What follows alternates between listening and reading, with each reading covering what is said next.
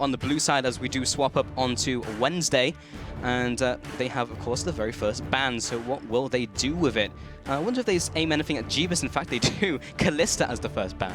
Yeah, the first ban straight out of there. Jeebus yesterday on Jinx. This time, Kalista not going to be available. We'll see what he ends up kind of defaulting to next, whether it'll be that Jinx again.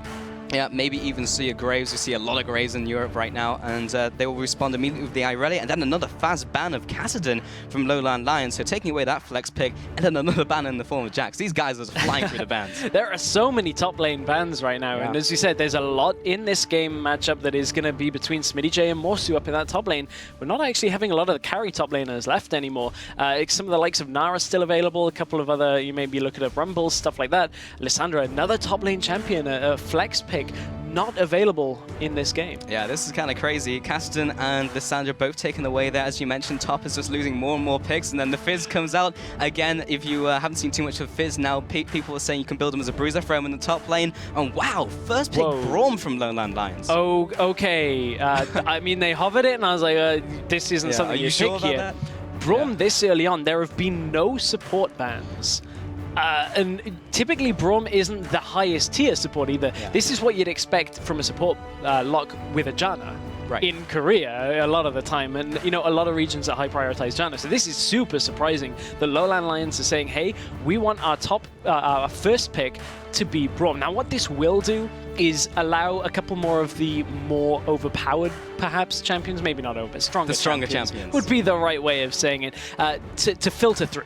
And LowLandLions are kind of seeing what Gamers2 are going to pick up here and see what filters down. Yeah, we are now on patch 5.3 heading into this week, so Nidalee has had that small change, of course, with the changing forms resetting the cooldowns, so they're still prioritizing that. Gamers2 come in with this. Of course, we saw Darren Prox pick that one up even in patch 5.3 in a European LCS, and still did crazy well. He even picked up the MVP. So we see that taken away here, and also the Annie for the bot lane. So yeah, both supports brought in very early into the draft. And those are both engaged supports, so if that's anything to go by, there's going to be a lot of engaging in this game. It's not going to be a passive one from now. But another player that has been playing a lot of that Nidalee is Jankos, has been playing it from Rockout. I know they've highly prioritized that during their LCS games.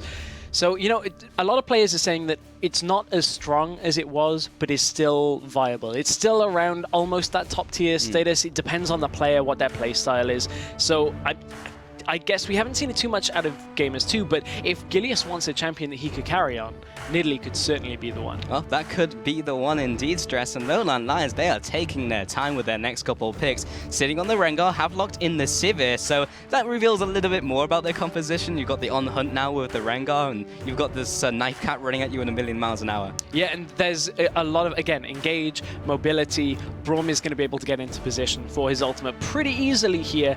And Gamers2 have got to find some sense, perhaps, of disengage here. Although, I mean, looking at their composition already with the Annie, it doesn't exactly scream to us that they want to disengage all that much. It's like, so, you jump on us, we'll throw Tivers on you and see how that one goes. But exactly. But at this point, I mean, there's a lot of options still available. That top lane has not been focused yet at all, and we're 5 picks in that have been locked in. Nara is still available. Maokai, Rumble, so much still there for both of these teams, and with this much presence in the bans phase for top lane, interesting to see them fall this far. So interesting. I actually locks in the Zed here, which we'll assume will go into the mid lane, along with the Corki, but we'll touch on that in a second, which will no doubt go to Jeebus. But Kozki was talking about how Aiku is a passive mid laner, and he's picked an Assassin on day 1 and Assassin on day 2. He's trying to prove Kozki a little wrong here. Yeah, and there are a lot of mid lane picks open as well still here. I mean, you've got picks the likes of LeBlanc, Ahri, you know, each one has a fairly different matchup against Zed. Zed is, I mean, Zed's a pretty, I don't want to say safe, because he's not safe in the mid lane at all. It's all down to the player. But Zed isn't exactly a mid laner that I'd like to first pick into a lot of matchups. It's so dependent on the exact matchup that you get and on what's banned out here. But with a Nidalee jungle and an Annie support, they're desperate for some kind of AD, and this game has just been blown wide open. I don't even know what to say anymore, Stress. Look at this. So they block in the Ahri up against the Zed matchup. We'll touch on that one in a second, because Wukong brought in from LowLandLions. They have the Rengar, and we were talking about top lanes and how many picks have been banned away from the top lane. We've already got 5 there. Has that just opened up the field to allow a Wukong into the game? Normally I'd say no, because Na's available, but it's been locked in. So at this point, again, there's engage potential out on LowLandLions. Not as if Na doesn't offer you that, but we talked about Morsu and LowLandLions having a very dynamic picks and bans phase. This certainly is dynamic. We haven't seen Wukong since he was a jungler right the way back. So at this point, LowLandLions with a top lane Wukong, man. That brings me back to like Pantheon Wukong era. That was a long time ago. Yeah, and Gamers2 have a couple of options. They could opt for more magic damage if they went for this Rumble. Maokai would also, add to their team fight, but at this point, there is so much damage on Gamers2 right now. Okay, so there's the Rumble. We mentioned him before as a potential top lane pick, along with the Nod. They actually bring it up against the Wukong, and we'll be having that matchup. And of course, we also skimmed over the Corki pickup there, but now we see the full compositions in, and that is a lot of mobility, and you are going to dive on someone, and LowLandLions is going to kill someone. Yeah, one thing we didn't quite pick up too much on was the Ahri pick into Zed. It was a skill matchup before the adjustments to Ahri. At this point, I have a fair amount of concern for Iker if he is fairly passive to play Zed into Ahri, but that matchup we're going to have to keep an eye on. It's going to be to do with who roams and who can shove the other in first. Normally Zed's pretty good at shoving in against other champions, but as for the team compositions, as we said, engage completely in the favor of LowLandLions when it comes to when they start the fight, that's great. But then you look over on the side of Gamers2, they've got the Equalizer, they've got a lot of siege potential as well when you take a Nidalee and a Corki into account. There is just so much in this game that I cannot wait to get talking about. Yeah, it's going to be absolutely insane. I really want to see how this Wukong turns out. And you heard me say, oh, hello, at the end of that. I just wanted to see if they actually swapped that into the right position. Right, because they moved the Wukong into top lane. And we were talking a little about the Wukong jungle, at least I was anyway, but they swapped that at the last second. So. Yeah, I guess maybe I was a little unclear on that. As soon as the Rengar's there, I was expecting just to clear up any confusion. So. But it is LowLandLions, so they could play anything mid. Hell yeah, but we are now getting into our very first game of week 2. LowLandLions busting out the Wukong this time on the blue side, up against Gamers2, now swapping up to the red corner, and they have gone for a little more of a meta composition that at least we can understand the champion picks that they've come out with. But well, I mean, you say that, but LowLandLions, let's take a look at it, because I mean, Wukong just isn't exactly a standard laner for top lane. But when you look at what his role is going to be, it's not too dissimilar from other champions that we've seen. It's not too dissimilar from a Na with regards to engage and a lot of that AoE potential. So that's what they're going to be relying on. And of course, with the Sivir ultimate, they should be able to get Wukong in there more easily than if he was on his own. And speaking of getting in places fairly easily, LowLandLions pick up the first ward of the game. Yeah, they do. And they move on to the second. They do see it placed down just before it stuffs up, but they don't manage to take it out. That's a spear right to the face onto CODSQ, who'll be taking a bit of damage there. At least Gamers2 know exactly where they are. Icon now sitting in the bot side. And of course, he does have that warded, so he has a little bit of early warning before they move in. You can see the bot lane of Jeebus and Hiva have pushed up, put those aggressive wards down for their own information. Yeah, they have a ward that's almost standard. Normally you'll see this one by the turret the other side just to spot out a lane swap. And honestly, I wouldn't be too surprised to potentially see a lane swap out of Gamers2 here, because Wukong is a melee champion. He doesn't exactly have all that much in the way of farming, especially when he's getting zoned out by a champion like Annie. So if they can get the lanes to sit well, it may very well go in their favor. And you can see that they have spotted the bot lane here. I wonder whether Gamers2 are going to recall. Now, Rumble isn't the top champion in a 2v1. In fact, he's not that great himself, but I would hazard a guess that Wukong is probably a little bit worse. We'll see. I mean, back in the day, when we did see some Wukong top lane, people would talk about the incredible all-in of a Wukong level 2. So we'll see if that comes to fruition. But bot lane Hybrid is already whacking away at Hiva. He's taking a fair bunch of damage. But yeah, it kind of like spikes at level 2 and then plummets. And then that's your laning phase. Well, we'll have to keep an eye on level 2 top lane. But it is standard lane matchups that we have got so far. And You know, this bottom lane, Corki Annie, that is just burst central right there. And Sivir can only spell shield one thing off. And remember, this Braum was the first pick into the lane, so this tanky frontline support is going to have to absorb a lot of damage, and they've already traded a lot back onto Hiva, as you can see. Yeah, he is taking a bunch of damage, but Visibility has been the one who's been taking on the side of LowLandLions. He's the AD carry. He wants to be the one getting near to those minions. Jeebus is already aggressing up, does manage to Phosphorus Bomb or Spell Shield the Phosphorus Bomb, and Hiva doesn't get his own damage onto Visibility as well. Hybrid was just doing a good job of sitting in front of him. So damage exchanged, but they're getting fairly low down there. Yeah, and they didn't land the Q from Braum there, and that's a significant part of the ability to trade in that bottom lane. And honestly, they're going to need to rely on that a little bit more if they're going to want to take this. Yeah, indeed. And now we take a look at the mid lane as well. Iker up against CosQ, and look at the farm differential. Yes, there's a minion wave there, but it's 17 to 10 so far in that Zeri matchup. Yeah, but bottom lane, here comes Gilius. Oh, they're trying for this gank, and it's an easy kill onto that Sivir. The spell shield did not do much against the auto attacks from Jeebus, and that was just as clean as it gets. Yeah, LowLandLions held onto all of their summoners, though. And, you know, although that is a completely successful gank out by Gilius, great start onto Nidalee. That's what you really need to do. Get into lanes early on, utilize the ability that you have and the strength that you have early to get yourself through what can potentially be a bit of a dip in the mid game. So Gilius doing a great start. We already talked about how much he has to do this week. Yeah, and he places down that aggressive ward, so he's going to even try and push into the jungle of Kairi. Now, throws out that spear onto CosQ. He's seeing it as turret, so pouncing into it would not be the smartest of decisions. We've seen Nidalee's pounce into towers before in the Challenger Series.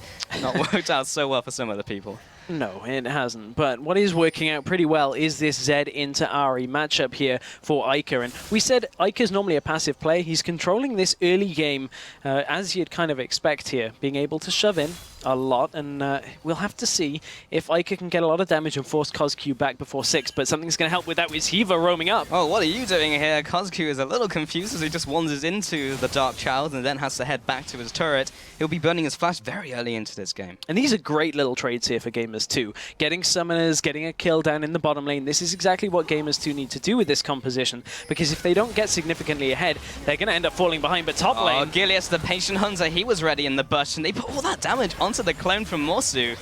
That was, they must have known he was standing still for a reason.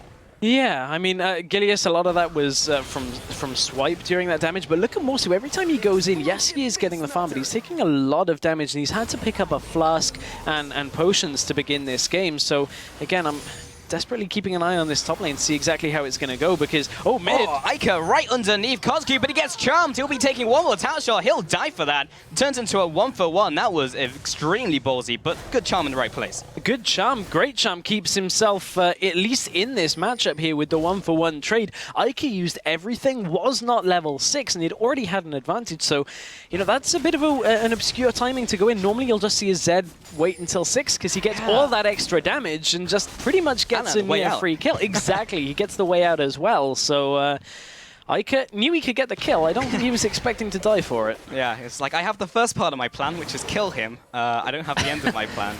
And that's what we saw right there. Stage 3. Stage 3 indeed. Jeebus and Hiva have returned to lane and bot lane, and they not only have the extra kill, but a large CS differential. He went back to base and now has the making of his phase. So he's on his way to his Trinity Force and getting that mid-game spike. But Hybrid now putting, again, more auto-attacks onto Hiva. I'm not really sure how he keeps getting in melee range, but Visibility is on the backside just waiting to try and follow up with the damage. Gets one auto-attack, just needs a couple more. Broomine Blade comes in, and then the 2 versus 2, they pick up a kill. Jeebus responds with some damage, but Kyra's thinking about a gank, and he's still there. Top lane, though, they do have the Cyclone coming out, harass more than anything. It's funny when you kind of use that in that terminology, but Jeebus now heading up as well, just walks back into 1 versus 2. Hybrid again somehow manages to connect the Q. Visibility now taking some damage from Gilius from the side. He'll be jumping onto him. There's the pounce, but Kyrie is there for the counter gank as well. He'll be going onto the turret. What is it with Gamers2 and not having an escape route? Gamers2 just all in without any kind of out. You can see the strength of this 2v2 down in the bottom lane here for Sivir and Braum. As soon as they're not getting bursted down by this Corki Annie, they can survive through a lot, land the Q from Braum, get the stun and so much damage from Sivir, but it's heavily reliant on them actually getting all of the skill shots down in the bottom lane. And, I mean, we saw top lane as well. Morsu just ulting in the face of Smitty J. We see Smitty J ulting the wave down. And it's a show of force. Yeah, show of force with the ultimates. Both top lane is just teleporting back up there as well. Leaves us in a position where neither team is going to have that teleport available for any kind of dragon control. Yeah, and now we can take a little step back right now. 7 minutes 30 into this game, we've already had 6 kills. Galeus now able to walk through his jungle a little more clean. He has picked up the Trailblazer here, as has his counterpart of Kyrie. Yeah, they have. And other pickups here from the items. I mean, Gilius dying there actually does a fair amount of damage to the ability of Gamers2 to fight LowLandLions in the bottom lane. BF Sword picked up onto Sivir is a massive spike in power here because Jeebus only really has a Sheen. And yes, that's going to give him a little bit of that upfront burst damage, even more so. But the trades that Visility and Hybrid are going to have, the sustain that's going to come from the Relic Shield as well, allows them to completely fight this. And ooh, I thought Gamers2 maybe wanted to fight Morsu there, but his ult was still not available. May have been in a lot of trouble. Does clone himself out of there. Yeah, he was good to go, and I'm just excited to see how he utilizes the clone, because we just have not seen that mechanic in such a long time. See if we can get any sick jukes off, but he still has his flash and still has his ultimate just in case he needs it a little bit later. He is only slightly behind in that lane up against Smitty J, in fact, so he's actually not doing too bad, and of course it's all about that team fight for Wukong when he gets into the game, so this is going to get even more explosive than it already is. I wanted to say it's going to get explosive, but I think we're already hit that stage. We are a little bit past the beginning of that already, but you know, CosQ is struggling a little bit in this game, and a little bit is a little bit of an understatement, because 47 CS to 76, Ica is completely dominating him in this game, and honestly, CosQ said he felt confident that Ica was going to play passive. Ica has been anything but passive here in this game. Still has his ultimate available, so may you see him go in again, but both junglers are around this mid lane area. They understand the importance of both of these assassin mid laners getting ahead and staying ahead, so it really could all be on that next kill in the mid lane. Yeah, Ica has done such a good job in this mid lane, even with the over-aggression at the start, still kept up that large CS advantage, as you mentioned. Bot lane also ahead, so every single lane from Gamers2 is ahead. They picked up those small advantages earlier, and yes, LowLandLions managed to respond with their own kills, but they're still lagging behind in this game. 10 minutes into this one now, and they have started to go back and pick up some of those trinkets. In fact, the blue trinket already picked up by Visility. So he's going to be able to spot some of those ganks coming in as we head through into the mid-game. Kyrie looking for a gank into the bot lane as well. And pings do go down into the bot lane, so they may even know he's there. He may have been tagged by the visual, maybe not. They go straight onto Visility. Kyrie's there for the counter gank. He was using his ultimate fill of the hunt, but not enough to save his ally. Gilius gets pinned down by the bowler, and Jeebus turns around. There's the Tibbers, has another stun to offer, and throw down onto the bot lane of LowLandLions, and that's another 2 for 0. What do they do with it? They move on to Dragon. Great flash engage out of Heaver, and again, it's all about the burst from Gamers2. And, you know, pair that with some spears coming out. Ica ults into Kyrie. Coming in from the side, he does land the Razor Shurikens. Pop goes the Rengar. He goes down, and that's not yet another kill for Gamers2, and he'll just come in to assist for the Dragon as well. Kyrie really wanted to get that extra health at the end. Did get it, but it wasn't enough. And LowLandLions will go pop. 6 kills to 3 currently in this game. Oh, CosQ. That's a long-range spear, means that there's no follow-up here from Gilius. But this is suiting Gilius' playstyle a lot better than we saw in you know, last week's games against Origin. We talked about how Gilius really wasn't having an effect, but Gilius has been bottom lane. He's been mid lane. He's just getting into the different lanes, just making sure that his laners are getting their advantage. And Gamers2 are in a great position because of it. Yeah, top lane, once again, that Wukong just trying to farm away up against Smitty J, but so much damage as he just overheats and puts even more pain onto that Wukong. And still have to see if this pays off, because this is the main different pick of this game, and LowLandLions kind of trick card. Equalizer. Underneath the tower, has the Flame Spitter, will be taking down that Wukong in the top lane, and he just walks away with it as well. So Smitty J so far ahead in that lane. That lane bully is just so difficult to deal with. It is. It's so difficult. And you can see that Morsu is really struggling here when it comes to actually taking the fights. He's not too bad when it comes to farming, because he's just going in, getting farm and backing out. The clone's doing a fair amount of work there. But at this point, you know, Smitty J gets himself a kill, gets himself a needlessly large rod. He's almost at getting Azonia's hourglass there as well. And that's just a big power spike here for Smitty J. As soon as he can get into fights here, yes, he's not running the magic penetration that we'd normally see out of Rumbles, but this is something that he desperately needs against his lane matchup, and it's going to add to the power of when he gets to fights by quite a significant amount. Yeah, of course, magic penetration is the way to go typically as Rumble, but he's just adapting to the situation in this one.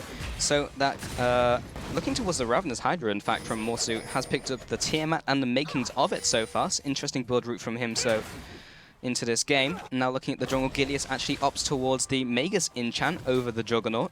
So he's gone for that route this time, and I assume that's intentional.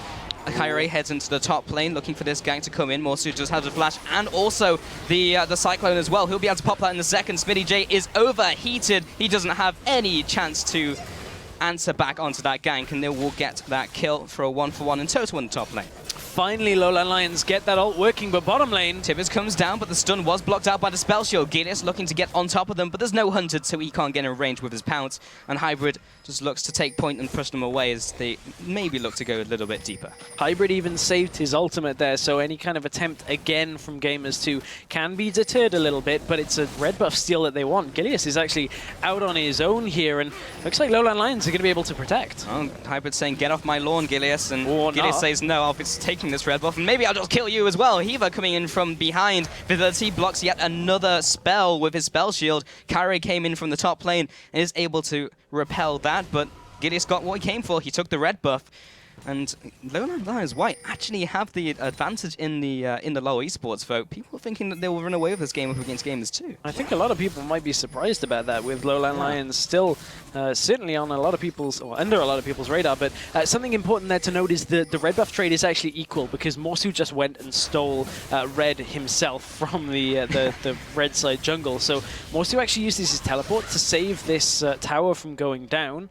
And Gamers2 kind of just have a lot of that pressure they just established neutralized. Yeah, so that first tower of the game has gone down. Gamers2 are still ahead in this game. I wouldn't call it commanding just yet, but Gilius will be also taking this blue buff, and of course he will be getting it as well. Ica doesn't have too much need for it. He lets his jungler take that one away. He'll be quite happy. And now CosQ moves up to the top lane. Maybe even looking to try and take out Smitty. Something could open up here in a minute, Stress. He's sitting in from behind. He does have the Equalizer, but Spirit Rush is available from CosQ. He takes a lot of damage from the Flame Spitter to start up, and Smitty J will overheat. So CosQ just have to burn his ultimate, and Smitty J only did that from one Flame Spitter. Yeah, that's so much damage right now, but honestly, Gamers2 have a lot of damage just in general. They've reached some item breakpoints that are super important. You can see the Trinity Force on Corki with the Sorcerer's Boots. Over on Zed as well, he's now got Brutalizer and a Bilgewater Cutlass, so that is a big amount of damage that it's going to be difficult for anyone on LowLandLions to be able to take. And again, that Zhonya's Hourglass is pretty much just about to be completed as soon as Rumble backs next. Ica wants to go in. Gamers2 trying to take control right now. Morsu takes some damage. He will be hit up by the death mark from Ica. It's not enough damage. Kyrie did choose to ult there. Will be throwing out the bowler to lock them down with the snare. But again, they just push forwards, and now 3 towers in favor of Gamers2. They're starting to ramp up. Yeah, and they knew Visility was down in the bottom lane, so they were comfortable to leave Jeebus pushing top as long as they didn't engage. And you could see that Zed goes in, forces people off the tower, but Jeebus goes in for the 1v1. He knows he doesn't have ultimate, but he does have the flash. He has to burn it. He may still be dead. He doesn't need to. The minion wave was right there. He could supply the auto attacks. The 1v1, that should not happen. Ica now goes into the bot lane, takes out the AD carry as well. This is going from bad to worse. Kills all over the map globally. Man, this is all Gamers2 right now. They are completely ramping this game. Morsu, okay. Morsu, you're in enemy lines there. Wrong side. I mean, the decoy only lasts for so long and can't really do that. Yeah, so and I mean, reveal stealth. They get a turret in the top lane. Morsu's trying to just sneak around here in the back of the base. It's I guess it was a good attempt. He knew that Ica had used his ult and used his ignite, so the likelihood of Ica actually killing him was on the lower side of things, but you have to get there first. Also true, but Ica had a million and one ways to just walk away. But he, from what seems like a very strange play, Morsu gets a turret. He does. And that is actually a pretty significant thing. It's the first turret here in favor of LowLandLions, so while he wanted the kill, the turret is far better for his team, gives them that extra gold. And Dragon has spawned, so this actually now creates a little bit more pressure onto Gamers2 to take this Dragon. They have to secure the area with wards first, and neither team has really had too much vision control around this Dragon. I mean, there is a ward in the back of this Dragon pit that Gamers2 has not cleared. It is just at the top edge of the scoreboard. You can see the hell. So, I mean, Gamers2 know they can do this because they can see the mid lane. They've had enough vision control of the jungle, so this time they're safe. But you know, by no means have Gamers2 completely controlled the vision around that area. Yeah, in fact, Gamers2's vision game has just been kind of on point in this game. The amount of pink wards going down right now from LowLandLions, all defensive, and in fact, they're being cleared out as well. Gamers2 putting all of these green wards down now into the opposing jungle. They're just doing it by the book, taking the dragon, putting down the vision. They have an absolute stranglehold over this game right now, and it's really just kind of flipped a switch over the last couple of minutes. Yeah, I mean, their vision is pretty much deep into the LowLandLions jungle. You can see they're even establishing more pink wards here deeper in, and they're going to be able to get turrets from this because now they can track the entirety of LowLandLions coming. They know they've got to force LowLandLions to go through their own base or through the safer, even deeper parts of their own jungle, and that means the travel time between towers to defend is so much greater. So Gamers2 are just going to choke out LowLandLions for a little bit here and just take the outer towers down, and that is almost where we find ourselves. Well, Kari tries to get a pick in the mid lane and does a whole lot of not very much. Smitty J will shrug that one off and be quite happy with it. And even them taking the direct route, LowLandLions were still slow to stop them at that bottom tower. So even if they took the safe route, they would have been even nowhere close. And Gamers2 will just do the same thing in mid lane, just go from lane to lane to lane, picking even more up. And LowLandLions, they've got to do something to stop the bleeding, but they're just not strong enough to take them on in a head-on collision. Yeah, and their team composition wants to fight. That's the problem here, is they want to fight, but they're behind. So without LowLandLions getting a couple of picks here, there's really nothing that they can do against Gamers2 to engage because of how strong Gamers2 are right now, that the counter-engage will completely wipe them off the map. It's a tough spot for LowLandLions to be in, but they know that Jeebus is not really with the team right now, and LowLandLions may be looking to fight. They do land the Winter's Bite coming in. Morsu looking to Gib Heaver. He gets him down, but that was a lot on one person. Ica now hits onto the back line along with Smitty J. He's already used his equalizer. They take down the bottom lane duo. Jeebus will come in with a response as well onto Morsu. A 3-for-1 in total. And the rest of the Roaches scatter. That is a risky way to go, CosQ. You have to walk around. He does. He's got to take the long way around. No chance of defending this turret. And even though Jeebus was a tiny little bit later into that fight than Gamers2 would have liked, they actually only traded Heaver away from that. And Heaver didn't actually use anything in that fight, is another key thing. Flash and Tibbers still available for the next engage, so we'll be able to see that in the next one. But this was the fight that just happened. Heaver instantly gets taken out of the map. The equalizer was already gone, but Gilius manages to get himself out. Jeebus just takes down Braum, and look at the damage. This is a Corki that is so far ahead in this game. He's 6-0-1, pretty much on track to replicate yesterday's performance where he went legendary on Jinx.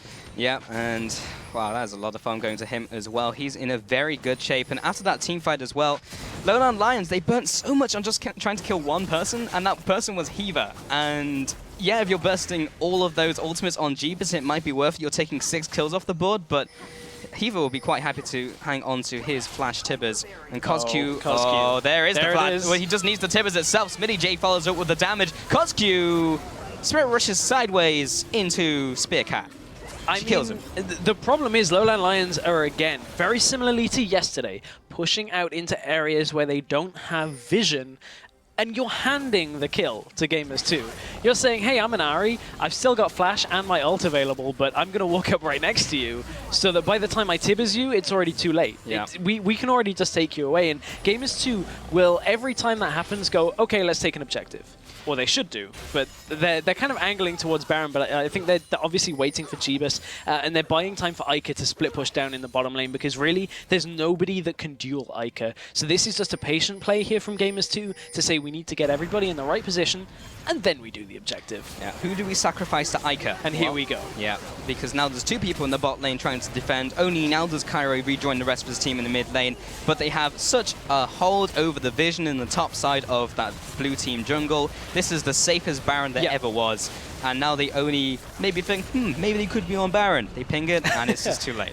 Yeah, that's... oh, Charm is missed. Ica now can go in. Oh, that was just the signal to go. Lands the death mark as well. Oh. Lands one more auto attack, and he's out of there. And it was all on the Charm. All on the Charm.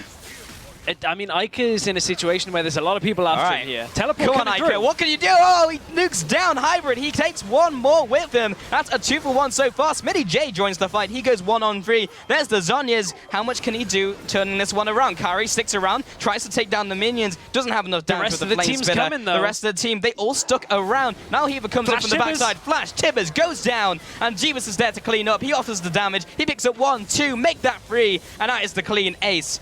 Well, 5 for 2, clean as it gets.